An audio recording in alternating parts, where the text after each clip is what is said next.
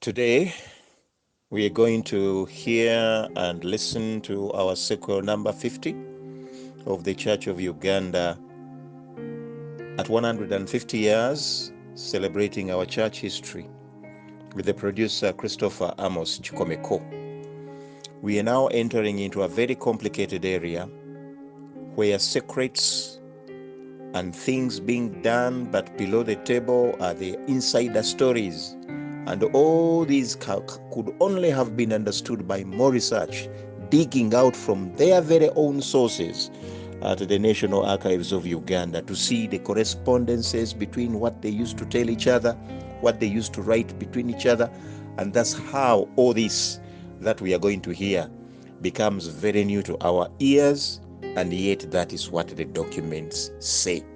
So in today's sequel, we want to see how the British hacked a plan to create a new state of Israel within the eastern side of Uganda. And the eastern side of Uganda went as far as Naivasha. So when we talk about eastern Uganda, we are not talking about Tororo. We are talking about as far as Naivasha. So that whole eastern bloc was being prepared to become the state of Israel. Then there had to be a diversion. The diversion had to be in registering land, the entire land of Buganda, in the name of economic empowering, and all that somehow, in order to succeed, somebody had to die, and that was Mwanga II. Now, these are heavily embedded. They are not straightforward. Doesn't mean that when you go to the National Archives and you get the files, the story is there. No, you have to add A plus A. When you read that correspondence and this correspondence, what does it mean? Where is it leading to? And that's how I've been able to build up this inside story of what is going to happen in 1900. I therefore want to begin by saying that the powers in England wanted to divert the attention of the deportation of a king, actually two kings, by creating a situation where the only way the protectorate of Uganda would be sustained was to find an economic activity that would pull up the Ugandan economy. They tried to convince the British Parliament that the protectorate had failed to sustain itself economically, and that therefore something in the 1990s, the early 1990s, something special had to be done. And so what happens? The Colonial Office appoints a special commissioner. His name was Sir Harry Hamilton Johnson. He was appointed to be Special Commissioner of Uganda with effect from 1st January 1899. His task was to make Uganda self-supporting. But as I've said, deep down there was a cover-up. Go to Uganda, divert attention, go into a process of registering the land of the Buganda kingdom. That way, strategize for how we are going to take away the entire eastern part of that country and create a state of Israel. This is exactly what was happening under the tables. And so there is a law in England at that time, or there was a law in England at that time. It used to be called the Africa Order in Council. The Africa Order in Council is what was the colonial rule. The power to govern a colony in Africa was embedded in this law, the Africa Order in Council law. The Order in Council law is what laid out the powers and authority of the British in their colonies. And so it so happened that they wanted a change to this Africa Order in Council law. And under the changes, the entire eastern province of Uganda Protectorate, which included Rudolph, call it Turkana, Usingishu, that is now towards the Rift Valley, Mumias, the Mumia kingdom, which we know very well as far as Buganda is concerned, the Kipsigis, that is now in the Rift Valley, and then the entire Nyanza, or what we used to call Kavirondo, had to be lost from Uganda to become part of what was then the British East African Protectorate and later Kenya. However, that entire area I have defined in their strategic planning as they sent in Sir Johnson Hamilton was to allocate it to a newly proposed Jewish state. The plan was for all Jews from the diaspora, especially from Russia. This state of Israel in East Africa would develop the Uganda Leyre, which at that time was almost nearing Port Florence. It would then, with this state of Israel created, it would boost the economic development of Eastern Africa. So, Buganda had to be sorted out. And a superior agreement had to be made so that Great Britain would not rule Uganda under the Africa Order in Council, but a superior law out, which is basically contract law, for those of you who have done contract law. An agreement with Buganda would then be superior to the African Order in Council law in the governance of Uganda, in the taking away a bigger portion of those protectorates that formed Uganda, and the borders would then be secure for the newly created Israel and what would remain of the Uganda protectorate, or Buganda for that matter. They were to start with Buganda as far as land registration was concerned. Now, that was the strategy. And who is the Prime Minister in Great Britain? His name was Lord Salisbury Robert Cecil. He had been told by the Church Missionary Society that as long as Mwanga II was in exile, there was a danger to peace. Why? That because the Baganda's instinct was loyalty to the person of the Kabaka. But the Kabaka was no longer on the throne. He had been deposed. He was in Kismayo by that time. However, they were convinced and explained too that the heir apparent, Prince Daudi Chwa, who was only 3 years, the only thing that would make him a king acceptable to the people of Buganda was that he carries out the rite of accession, the rituals of accession. And once those are done, those were the only acceptable things that he would then be considered a king, even if he was still young. That yes, the people of Buganda were a monarchy. This business of regency was a British thing. They did not understand. As far as they were concerned, they had no king.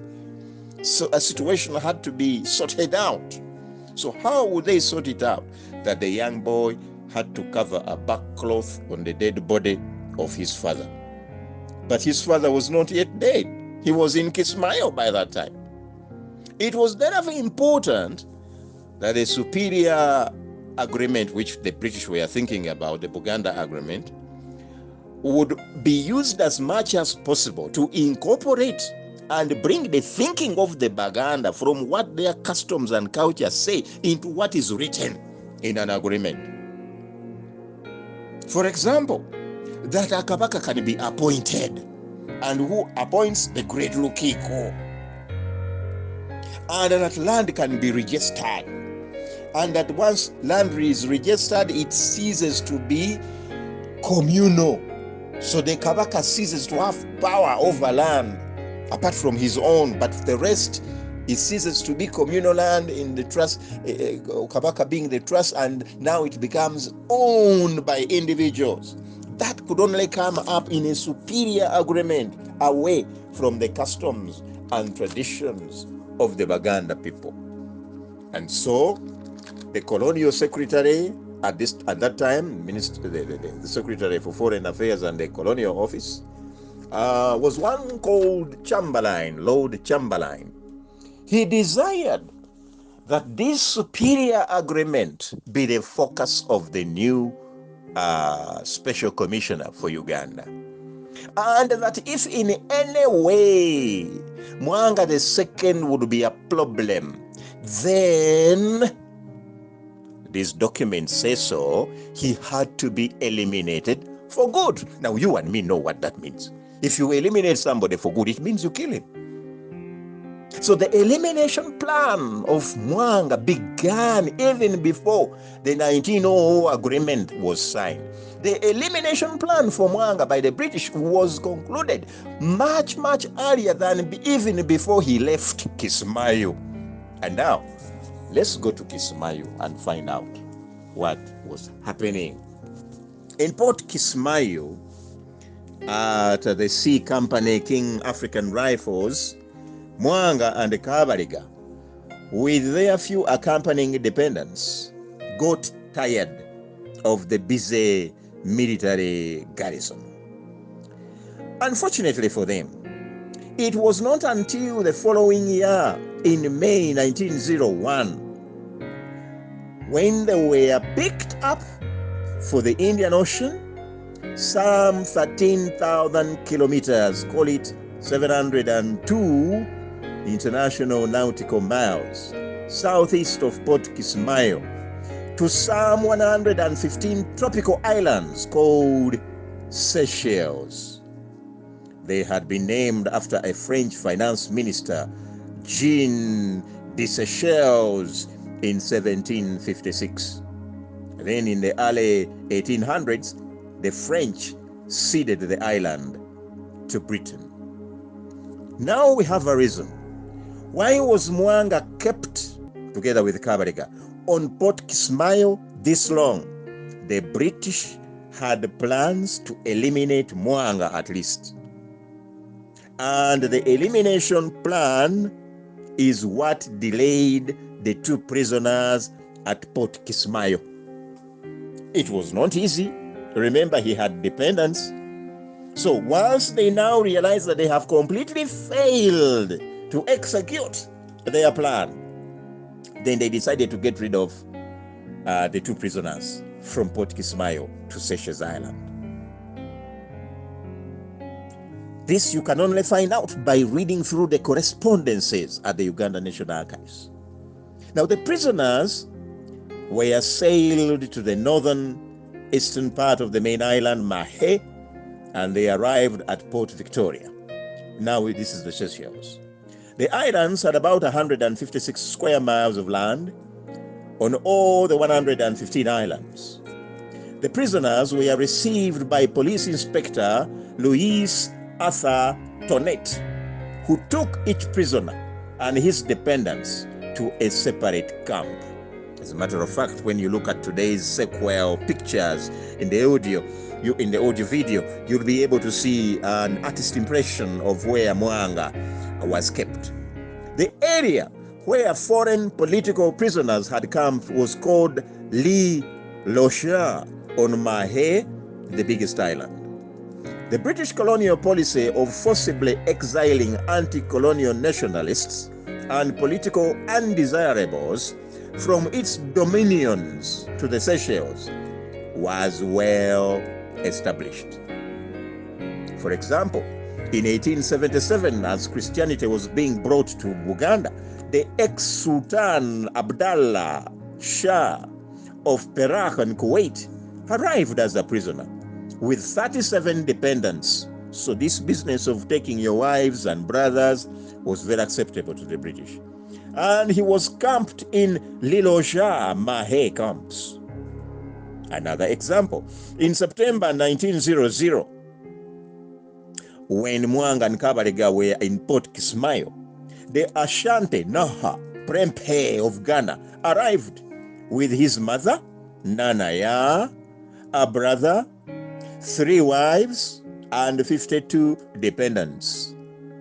They arrived aboard the ship SS Duaka and were also welcomed by Police Inspector Louis Arthur Tonnet, who took them to their confinement camp in La Rocha. Then another example, in 1920, Sultan Muhammad Ali Shire of Wansagli in Somaliland also arrived as a prisoner with his dependents. That was not the end. In 1921, Sultan Said Khalid bin Bagash, who ruled for only 6 days in Zanzibar in 1896, also arrived as a prisoner with his 2 sons and 19 dependents. In 1922, the Prime Minister of England, Saad Zangar Pasha, and 5 of his cabinet ministers also arrived as prisoners at Delhi, Russia.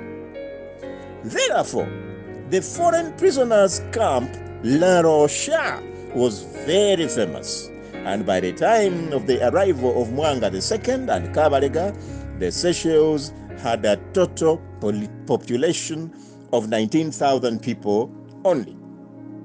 They mostly worked in coconut and vanilla estates, but also were hired as laborers in the De La Rocha confinement camps. The only mode of transport to the islands at that time was by ships of the British India Company. And the special French Messager Maritime mail steamers, which was the type that brought Mwanga and Kabalega from Port Kismayo, would also ply the route from time to time. Seychelles at the time had tortoises as one of its main exports. Mwanga II and Kabalega were given separate confinement camps in La Roche and were free inside them, but could not leave them.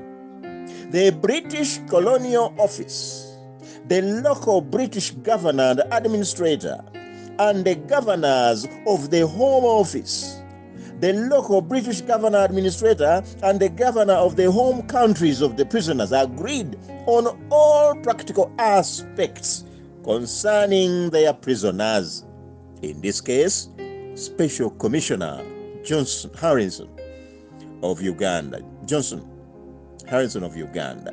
and all the others I've mentioned earlier, had to agree with the governors of the Seychelles of what to do and how to keep their prisoners. The prisoner dependents were not prisoners, so Mama Salima was not a prisoner. But they were allowed to find work as laborers or fruits washers if they were women in the agricultural estates. So this was how Mwanga and Kabalega ended up on the Seychelles Island. The plan to eliminate Mwanga was still on. In our future sequels, we shall see the trickery and exactly what happened. And yet, it's all documented at the National Archives of Uganda. All it needs is somebody to piece it up and be bold enough to say what it is, because it is right there. May the good Lord bless us all.